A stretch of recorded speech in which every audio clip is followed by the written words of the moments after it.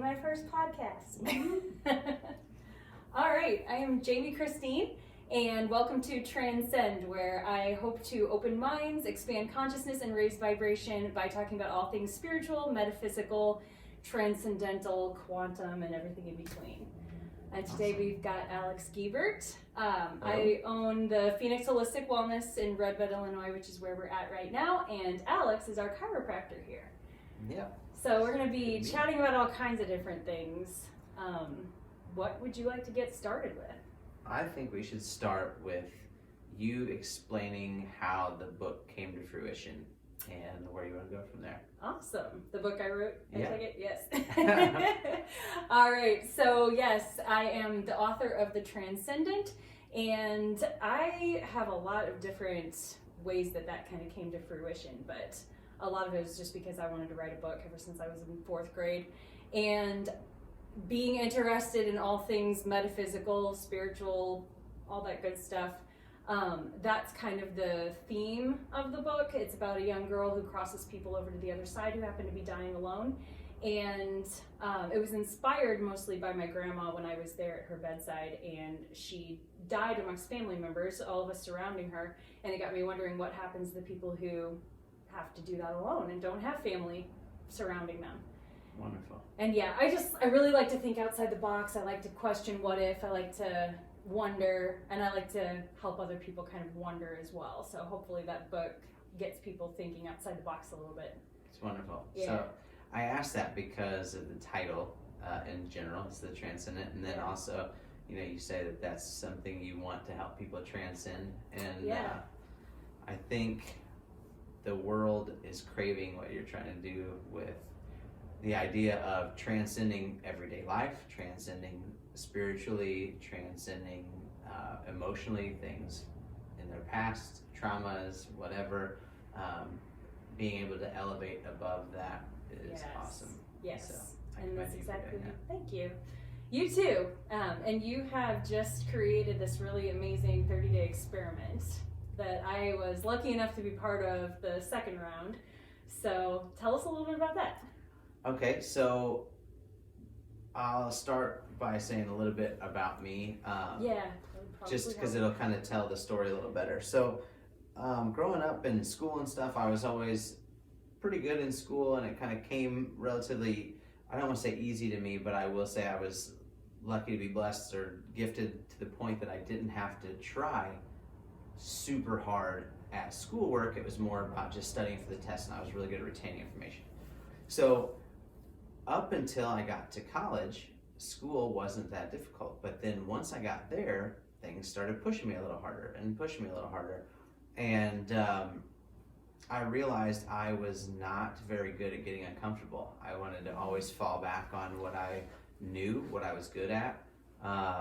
Going back even to high school, I wanted to play football. I was tiny. I was not made to be, I was made to be a dummy in the football, on the football field. I was made to get knocked over. And so I lacked a lot of the fortitude it took to overcome some of these challenges. And so then here I am, fast forward, another 15 years, and I own 2 chiropractic offices. I'm currently working on a couple other businesses at the moment. And so it took a lot of spiritual growth to be able to have the capacity to do this kind of stuff without being bogged down. And in my life, or in my world, I don't feel like I do feel like I'm busy all the time, but I don't feel like I'm stretched as thin as I see other people, even though that I know I'm doing at least as much, but I don't feel as stretched thin. And so I was like, what am I doing? I've learned some things over the last few years that just helped me tremendously to keep everything straight and not want to pull my hair out. And especially in other chiropractors I see when they start their practices and stuff like that, things they either succeed and skyrocket or they plummet, and there's no happy medium. I think that happens in a lot of professions too. Especially that overwhelm consuming anybody, whatever profession they're in. So I'm getting long-winded here, but you're fine. The point of this was to wrap back around to we all need to anchor to something to help keep us centered on our path or our purpose. I constantly try and remind myself that purity of purpose is what I'm ultimately striving for. And so I decided there's plenty of people, everyday people, that think that spiritual health isn't important. There's everyday people that think emotional health is not important. Self-care is not important. I deal in the physical. I'm a chiropractor, I adjust spines and deal with people in pain. So it's hard to step into that realm, and I was very analytical, and some of that stuff is very woo-woo or crunchy or whatever you want to call it. Yes. And so I'm trying to bridge the gap to that. So long-winded response to your question is the 30-day experiment is something that everybody is encountered or is presented with bits and pieces of information and spiritual tasks to do every day to slowly transition them from regular stuff over to see kind of the cooler side of themselves. Love it. Yeah. It. Yeah, I guess we're on the tail end of it right now. Yeah, 30 more days. Yeah, the 30 days is wrapping up, but I have loved it so far. I can see, I personally got a lot of benefit out of the journaling aspect of it. And I love how you encourage us to journal every single day. And I'm sure everybody gets a lot of different things out of it. Like for me, exercising was already a regular part of my personal routine, but that mental quiet time and that me time, and I've got so much on my plate right now too. We're both entrepreneurs, so I get the whole craziness of juggling the job you're in as well as expanding into new horizons, and that juggling act definitely consumes you, and it was swallowing me up. But this 30-day experiment, the journaling aspect of it and the breathing techniques and meditations in the morning, I get excited about the fact that I am setting my alarm to get myself up with an hour of me time. Right. So that I still have time to get myself up in the morning or get myself ready for my day. I still have time to get my kids ready for their day. And I still have that hour of quiet time to dedicate to me, where I make my coffee and I journal and reflect and meditate, and I don't want to start my day any other way now. And I feel like I formed that habit so that 30-day experiment may be coming to an end, but my journaling habit and getting up early in the morning to do it is not. Right. Yeah. And go ahead. I was just going to expand on that. I'm curious. I think journaling is so different across, the board. So, like my journaling, I typically start with a bunch of gratitude and just like I spill all that all over the page of just like things I'm thankful for. And that's what helps clear me. And then some days, I'll journal at the end of the day, and it's me just word vomiting. It's like me venting to the page, but I'm just curious, what do you like out of it? Or what do you tend to do, I should say? I tend to start psychoanalyzing myself. So I really like exploring limiting beliefs, and we all have them. And I really like to challenge them. So whenever I notice myself saying, oh, I can't do this, or I don't like doing this, or I'm not good at this, or I think this, then it's like, oh, hang on, let's dissect this a little bit. Why don't I like it? Why do I think I'm not good at it? Why do I think this is true? And I start it's kind of like a word vomit for me too, or just dump whatever's in my brain of, well, maybe it's this. Maybe it's because of this thing that happened to me in my childhood. Maybe it's because of something my grandma said, or maybe it's, whatever, and explore all these different reasons that could potentially be leading me towards believing or thinking whatever it is that I'm thinking, and look at it from different angles. Could it be this? Could it be that? And I've actually uncovered quite a lot of interesting, deep-seated things through some of your journaling prompts in the 30-day experiment, and just through me dissecting my own thought processes and exploring those limiting beliefs. I think the cool thing about journaling for me is it's so different based on the time of day that I do it. Yeah. Like if I do it in the morning, it's typically, like I said, the gratitude, and then I just word vomit until my mind's clear. Yeah. I will literally, it's actually in a book. It's an incredible book called The Artist's Way. I suggest you read it. That's on my list. It's awesome. But they do the morning pages. Yeah. Tim Ferriss also talks about it in his book. I was not aware of this whenever I started the 30-day thing, but it's kind of the same concept. Yeah. I was introduced to that while we were going through it. Oh, that's neat. And so I was just doing the journaling thing, not necessarily the morning pages of just. Yeah, see, the whole time, because I'm familiar with The Artist's Way, I've just never done it. But yeah, as I was doing the 30-day experiment, I'm like, he must be pulling some inspiration from The Artist's Way. Yeah, I was towards the end, but that's funny. I did not start that way. I just happened to start the book. Whenever I told you I had 3 in front of yours, that was the one that I was on. Wow. And it's just funny, that's where I was at. That's funny. But at the end of the day, I do exactly what you do. It's more of a psychoanalysis, and it's like, where did I respond unfavorably today and why? Yeah. Like, what triggered me to get upset about something? I was just about to say the exact same thing. Triggers are a really fun thing to explore when you can observe it instead of getting emotionally involved in it. Right. Yeah, when you can separate yourself from that emotion of the trigger. Yeah, why did so-and-so say this and I responded with anger or frustration? What was it that angered or frustrated me? Right. And yeah, it's really interesting because when you really dig down into it, it's not what they said or did that made you angry. It was your thought and reaction, or your thought about what they said, what you assumed was happening in the moment that they said what they said or did what they did. And then it was your reaction to that thought about it. Right. You're in complete control.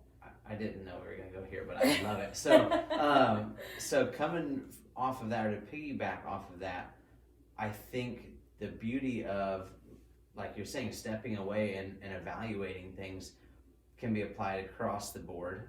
Something that I learned from, I think his name's Stephen Crone. He talks about, like, I can literally change the past. And he's like, I know that sounds funny, but whenever somebody tells me that, I say, all we have to do is change your narrative. Because whether it's the past or the future, this is getting existential, but whether it's the past or the future, the past, it could not have happened any other way because it didn't. Otherwise, it would have happened a different way. It couldn't have. And the future is literally your anticipation of something that's going to happen. It's never happened. It's just as real as what you think is going to happen is just as real as what I think is going to happen. And neither one of them is real. Yeah. So both the past and the future are literally your interpretations. The only thing that is existing is, right now. Right now.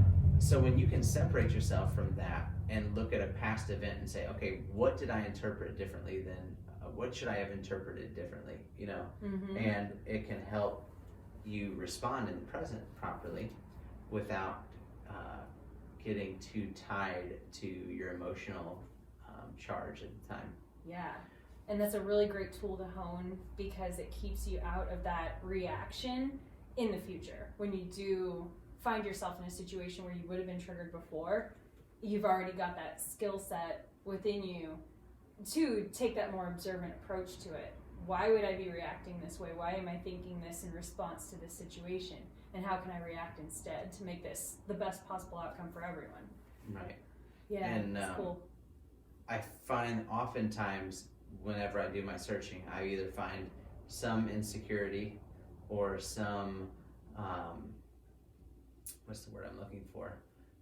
Typically, there's a root cause somewhere in there that is unfavorable anyway. So it's time to pluck that out and move it anyway. But Yeah, the insecurity thing, I think, is kind of a downfall of a lot of people. And if we all, that's what I love about journaling, because it gives me that safe place where I can start looking at my insecurities from a safe place. And nobody else is looking at these with me. Nobody else is here to judge me. Nobody else is here to laugh at me or whatever the negative response is that I'm wanting to avoid. And I can pick apart, where is this insecurity coming from and how can I grow from it? Right.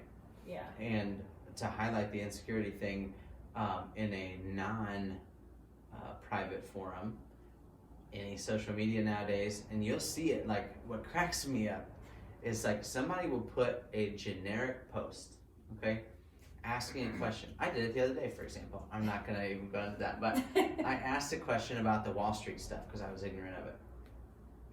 And it's funny to see how people get triggered when you ask a generic question. You understand they read it through the eyes of their insecurity. Do you see what I'm saying? Like, yes. You can be like, hey, has anyone in here ever done blah, blah, blah?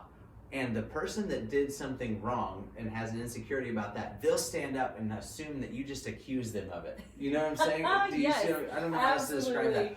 But yeah. It's funny. You'll see it come through on a Facebook post. Like, it's just a totally jovial conversation. And then out of nowhere, this person will come out and just assume that the original post was chewing them out. Yes. Yes, I've had that happen because I try to stay as neutral as possible on Facebook. Yeah. I honestly don't really even have a political stance. I don't want to claim to have one. And I definitely want to keep, if I did have one, I want to keep that out of Facebook's business. Right. And I shared a news article over the summer, I guess it was, that really, in my opinion, didn't have any kind of political standing. And somebody turned it into a political battle. They immediately jump on board. Yes. Yeah. That's funny to me. It is, yeah. How you can step it up to that. So yeah. Anyway, and then back to bring that full circle. Another thing that I love about that stuff is breath work. I'm sure you're getting into the hypnotherapy stuff. You're getting into that. Yeah. But I think the physiological effects of breath work are incredible. Yeah. You know, the vagal nerve activation and slowing people down, and to help prevent them from being so reactionary, so then they don't have to journal about all the crazy responses they had throughout the day. Yeah, I'd love to talk a little bit more about breath work because that's an area I haven't really gotten to research a whole lot, and it seems like you've gotten to do a little bit more than I have, and you've introduced me to Wim Hof's breathing technique. I've heard of Wim Hof before, but oh my gosh, through the 30-day experiment and finding out, oh, hey, I can hold my breath for nearly 2 minutes now. Yeah. Isn't that crazy? It's very crazy. I did that one this morning, and I was just floating along and got to the 1.5 minute mark, and he's like, if you want to go longer, go ahead and pause the video. And I was like, gosh, I can go longer. This is weird. Yeah, it's crazy. Yeah. I stepped it up and tried doing some holotropic breathing. That's kind of like another step a little higher. That they say it initiates DMT release and a bunch of stuff, and sometimes people can have hallucinogenic effects from breathing. That's and it's crazy. But it is through nitric oxide release through breathing in through your nose.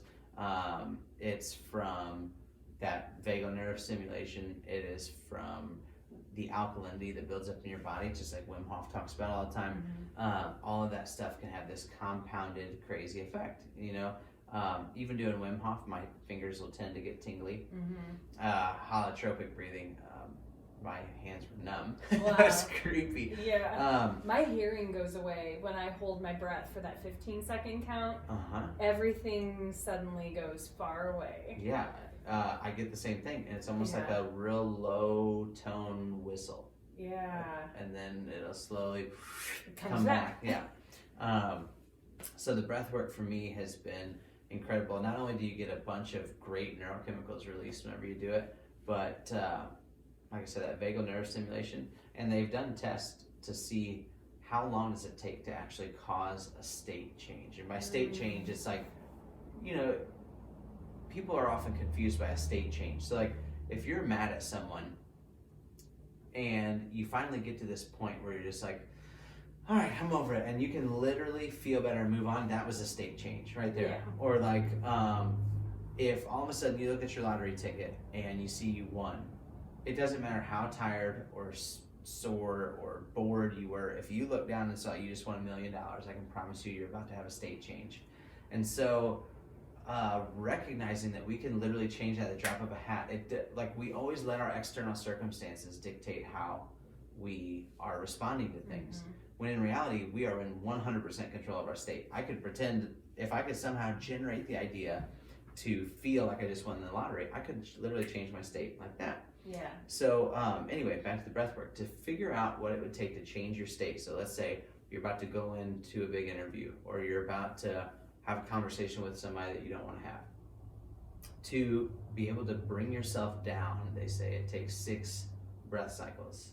6 breath cycles. So big in through the nose if you want nitric oxide, and then big deep breath out through the mouth. 6 cycles of that will create the state change. And I'm telling you, it's like you can feel it. Yeah. When you practice it. But yeah, that'd be a fun thing to explore a little bit more. And I notice my job is so much easier. I'm sure you've seen that too. I've got people on the table who forget to breathe. They're holding their breath, fighting against whatever tight muscle it is that I'm working on that's too painful, that they're fighting me. And when I remind them to breathe, there's this great exhale on a whole different level, both in the air exhale and in the muscle. 100%. Yeah, the body responds to the breath.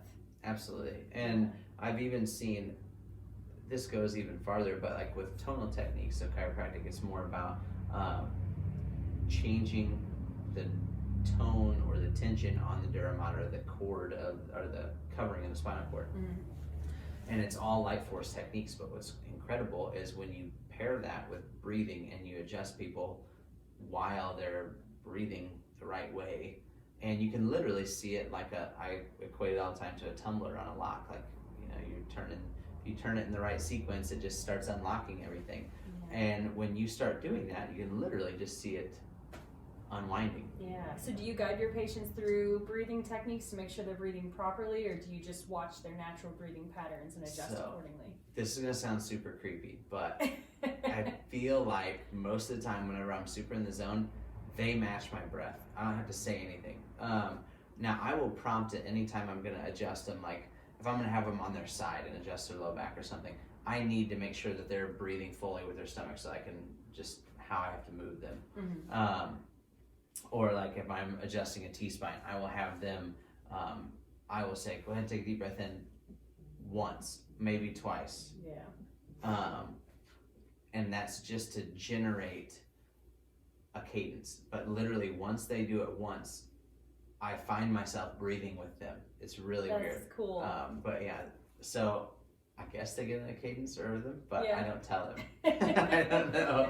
It just happens naturally. Yeah. But what's really creepy is I've seen my like new patients that have never seen a chiropractor. They don't really know. Pardon me. They don't know anything about chiropractic. I'm sure you get the same thing. If they've never taken care of themselves, they're super rigid. They're super like jumpy. Yeah. And like when you go push them, they're just on edge, you know. And then the more we adjust them, the more they like start just taking care of themselves. Like all my regulars, those I don't ever have to coach on breathing. They just do it, you know. And the new ones, you constantly gotta be like, breathe. Yes. Yeah, I've got both seasoned veterans of massage and new people that, both of them. It all across the board just kind of depends. And I think you're right. It depends on their level of self-care regularly anyway. Yeah, it is definitely interesting. I also see it as far as like breathing goes and stuff like that in running. Like since I've gotten into that, you can see people that just haven't figured out the breath part of running. You know, I didn't have it figured out for a long time, and it took me forever to run more than a half mile because I was constantly trying to breathe like a sprinter. Like that's all I'd ever done, and it was just real quick breaths and just get there, or don't breathe at all. Because if you're running down a long jump, that was my thing. If you're running down a long jump path, that's 50 meters maximum. Even less. I just wouldn't breathe. You know, I just deep breath and then take off. There was no need to breathe for that 5 seconds that it was going to take me to do that. So it was very hard to figure out how to expand my stomach while I'm breathing. And whenever I've run with new people, getting them to regulate breath work, in my opinion, is one of the most important things I can do. Do you have any suggestions or advice for anybody while we're here, like places to look, people to visit on YouTube or websites or anything like that? While running? Or just for breath work? For breath work or for running, because I'm definitely interested in the running breath work too, because I feel like that's when I'm running, something I just allow to happen naturally. I usually listen to music, so I kind of block everything out and just go into this zone, which I feel like my breath and my rhythm with running all just kind of syncs itself up and I go. But I'm not really working on increasing my speed. I'm not really increasing my endurance. I feel like I just kind of get into this pace. And I would like to explore expanding on that. And I feel like the breath is probably involved because obviously you take off and you start pushing yourself harder and then I get winded. I'm sure everyone else does. Right. Yeah. Okay. So to expand on that, first off, breathwork, Wim Hof, fantastic one to check out first because it's literally the most basic breath work you can do. Yeah. There's no affirmations or any kind of meditative thing of it. It's just breathe and then hold your breath and then breathe and then hold your breath. Yeah. So that's a great way to start. The Calm app is wonderful. The Headspace app is wonderful. I've used Headspace. Headspace is more of a meditative app, but everything starts with breath work. Mm-hmm. And the idea of being able to focus so much on your diaphragm, it will put you in a meditative state. So I'm going to jump off on a tangent real quick for that, because especially around here, it drives me crazy that all these tough guys around here out in the country think that they don't meditate. And yet they love fishing and they love hunting. And I do both. And guess what? It's meditation. That's all it is. I have been saying that for years. You're sitting out in the woods. Sitting woods. up in a deer stand, not playing on your phone, not listening to anything but the sounds of nature around you. That's meditation. That's meditation. You're alone in your thoughts. Yes. I can promise you. While I'm sitting out in my kayak in the middle of the lake, I'm meditating. I promise Absolutely. you. I'm just out there with my thoughts. And I'm glad you pointed that out, because I feel like a lot of people really overthink this meditation thing. Oh, I don't have time to just sit and do nothing. Like, well, you did in the tree during hunting season, or have whatever. Have you ever just focused on something and realized that you still wanted to keep looking at that spot? You know what I'm talking about? Like, you look at something and you just kind of unfocus.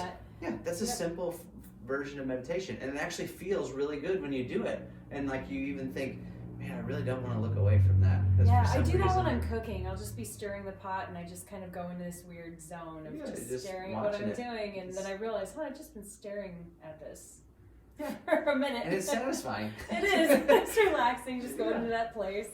Yeah. So, so back from the meditation to the breath work, I'll finish that tangent. As far as running goes, the two things that you have to watch is your lactate threshold and your heart rate zones. My Garmin actually tracks it and tells me where my lactate threshold is, which is wonderful. So based on how I've been running, how my heartbeat has been pumping, based on what it assumes my max is and everything, it puts all those things together, and it'll basically give me a readout and say, either run 6 miles or run for 1 hour and 20 minutes, either or, and you'll be at lactate threshold. And what is the lactate threshold? That's when your body is going to start producing lactic acid, and you're going to start going downhill. Mm-hmm. So anything before that, I can run aerobically. Once I get to there, then it becomes anaerobic, and we start burning things that we may not necessarily want. As far as endurance training, you don't want to get over that very often. Strength training, you want to hit it all the time. So that's the difference. But the heart rate zone, that gives you a good idea of what your heart is doing, is telling you how much breath you're getting.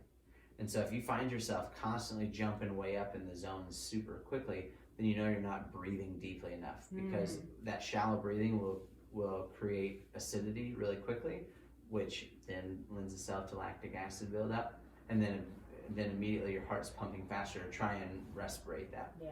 So the best advice I can do is watch your heart rate zones, even if you get like a $10 fitness watch.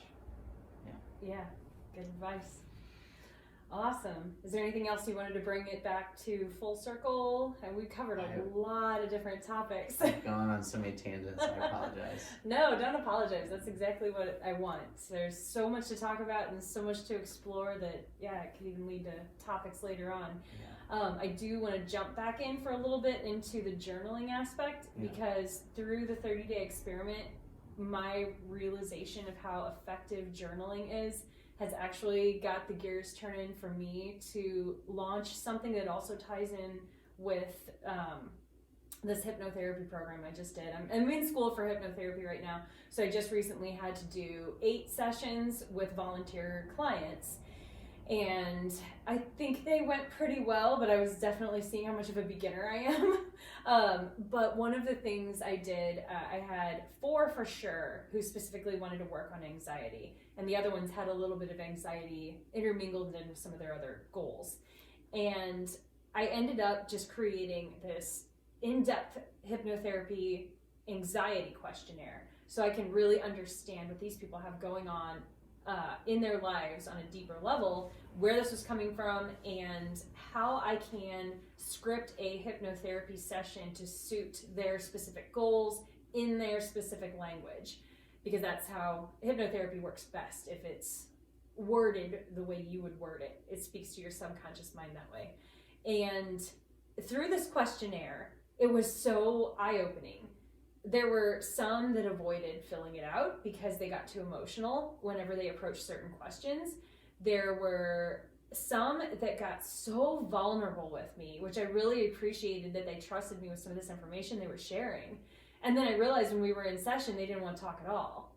Like, wow, you're really willing to be open, like eager to be open on paper or screen, but verbally you just want to keep hiding within that shell. And I know I'm the same way. It's way easier for me to write than it is to talk. But it almost seemed like this filling out of the questionnaire wound up being very cathartic for a lot of them. And especially, I would notice certain limiting beliefs, or I would notice certain things that tied in with the past that they didn't elaborate on. So I would respond to some of those and say, hey, tell me a little bit more. Why do you think this way? Why do you believe this way? Why do you think this happening caused X, Y, and Z to happen later?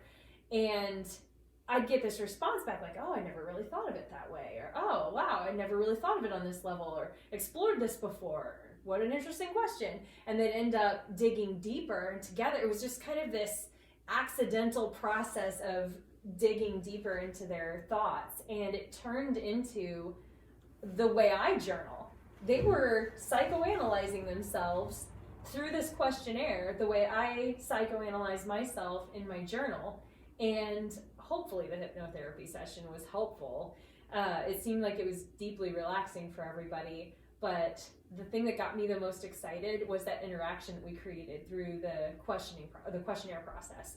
And then coinciding with your 30-day experiment, while I was journaling regularly every morning, I was like, oh my gosh, there is its own form of therapy happening here that I can structure into a program in and of itself. Yeah. So yeah, it's actually available on my website right now, jamiechristine.com. It's the interactive journaling method. And basically you will pay for my life coaching services through a journaling style format. So I'll ask a few initial questions: what you want to make better in your life, what are you wanting to change, where are you right now, what are you wanting to explore, what are you wanting to get out of this experience, in ways that your journal is going to be able to talk back to you. So fill out those questions, and twice a week is basically how I have it set up for 4 weeks. I encourage you to write every single day, but twice a week I'm going to check back in. I'm going to highlight certain things that jump out at me and say, hey, let's explore this a little deeper. Why do you believe this? Why do you think this? And make suggestions on what if you looked at it this angle? What if you made this simple little mindset change? How do you think this would affect your life? Maybe put this into practice. And I'm pretty excited about it. I've already got it started. Awesome. And yeah, so thanks for the inspiration on that. It was really excited. You created a ripple. Good. Yeah. That sounds awesome. Yeah, for sure. So that being said too, since you created this ripple effect, where are you planning on going with your 30-day experiment? Ultimately, I want to keep giving the 30-day experiment out for free. I don't plan on doing anything with that other than just trying to figure out, I'm still figuring out how to make it reproducible. So anytime somebody's like, hey, can I get that? And I can just be like, yeah, and I can add their email to the thing and it'll start kicking them out in sequence. So that's what I'm trying to figure out. Yeah. After that, I would like people to expand on that. So I took another group through an additional 30. So the initial group of people, I basically said, okay, who here wants to do another round? And I gave it about 3 weeks. And I was like, I kind of reminded them, I was like, okay, who's fallen off the wagon already? Do you guys need some more time? Yeah. And a lot of them said, yeah, let's go back after it again. And what I learned from that was that people need a kick in the pants to get them to do certain things. Initially, whenever I have my initial questioning on whether they qualify to be a part of the 30-day experiment, that is also, like you were saying, is designed to lead them into a certain state. You know, by the time they finish that, hopefully they're being a little more vulnerable, a little more open, and they're literally taking account in things that they need to change in their life. I've had anything from, you know, people wanting to lose some weight to people that want to change their relationship status, which you're going to have all kinds of stuff to talk about that soon. But anyway, what they needed was a kick in the pants. And so I feel like one of the coolest things that I've ever been exposed to is being surrounded by a bunch of people while I was going through chiropractic school that helped push me to do certain things. And we all kind of made a vow that we're going to make each other uncomfortable on purpose, and we're going to call each other out whenever you're not doing something properly. And so I love that. I love the brutal honesty, because a lot of people don't like hearing what they don't want to hear. No. But when you understand that the person that just told you that, they love you more than somebody that's going to sugarcoat it. And so the people that are being blunt is what you need. So anyway, I just love people, so I'm going to be blunt with them, and hopefully we'll put together a weekend where we get together and dive in with them and literally break down all physical, emotional, and spiritual barriers. And, I love that. Yeah, make them uncomfortable. Yes, and I love that. I'd love for you to expand a little bit more on the make uncomfortable on purpose. Like, I mean, I understand that, but for people who, I can imagine there's a bunch of people who just heard you say that and thought, why would you do that? Sure. Okay, so to expand on that in a very basic sense, think about any time you've ever tried starting a diet or you've started working out because you're going to do something and you feel incredible those first couple days. You feel incredible because you just got made uncomfortable, but it gave you hope for something bigger. And that concept of being uncomfortable and then overcoming whatever made you uncomfortable, it does two things. One, it shows you that your limitations are once again completely in your mind. And then it also gives you self-confidence to pursue the next obstacle. And so once you look and you see, okay, that's a wall I'm going to run through, and then you actually make it through it, then you're like, okay, where's the next wall? There's a wall, I'm going to run through that one. Yeah. And it's not very comfortable running through walls, but you get through thicker and thicker ones, so then the little stuff doesn't matter anymore. And so being uncomfortable simply just lets you know you're headed in the right direction, because if something's making you uncomfortable, it's because you have some kind of insecurity about it or some kind of weakness that you might as well remove anyway. Yeah. So. Yeah, I love that. That's basically my understanding of it too, that if you're uncomfortable, that's the thing that's going to push you to get out of being uncomfortable. It's going to push you to make those necessary changes to improve your life. Yeah. And it builds resilience. 100%. Yeah, it's exactly what you just described. Yeah, I love it. Yeah. I think one of the things that I took most from David Goggins' book I read was, it's called Can't Hurt Me. And that whole thing is about mental resilience. The guy is nuts. He went through BUDS, the Navy SEAL training camp. Yeah. That most people don't pass. He went through it 3 times before he finally got through it. Running on broken legs that he taped with duct tape before he'd run in the morning so that he wouldn't get kicked out again. But that guy proved that this is like everything is up here. The physical body is much more weak than what is sitting up here underneath my hat. Yeah, so understanding how much more powerful that thing is what you can expand on by being uncomfortable. Yeah, I love that. I feel like that in and of itself would be an awesome topic to explore in its own, because we could get into the idea of the placebo effect, which I love that concept. It just proves across the board how powerful our brain is, our mind is, and our mindset. Yeah. So we'll have to get back together and chat about that kind of stuff. Because that'd be a good one. Yeah, for sure. All right, you feel like we covered a lot of ground? Yeah, we did good. All right, well, thanks for chatting with us today. Thanks for having me. Yeah, until next time. Thanks for joining us. See you guys. We'll see